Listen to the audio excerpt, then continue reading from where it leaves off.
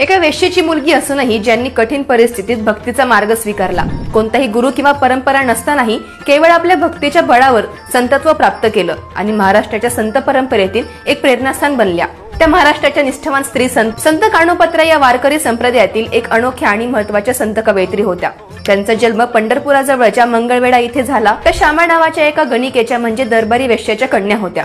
लहानपणापासूनच त्यांना नृत्य आणि गायनाचं शिक्षण मिळालं होतं, कारण त्यांच्या आईची इच्छा होती की त्यांनी हाच व्यवसाय करावा। मात्र कानोपात्रांचं मन त्या वातावरणात कधीच रमलं नाही। त्यांना विठ्ठलाची ओढ लागली होती। कानोपात्रा दिसायला अत्यंत सुंदर होत्या आणि त्यांचा आवाजही गोड होता। त्यांच्या सौंदर्याची आणि गायन कलेची ख्याती बिदरच्या बादशाहापर्यंत पोहोचली। बादशाहाने त्यांना आपल्या राणीवाड्यामध्ये येण्याची मागणी घातली, परंतु कानोपात्र्यांनी या मागणीला स्पष्टपणे नकार दिला।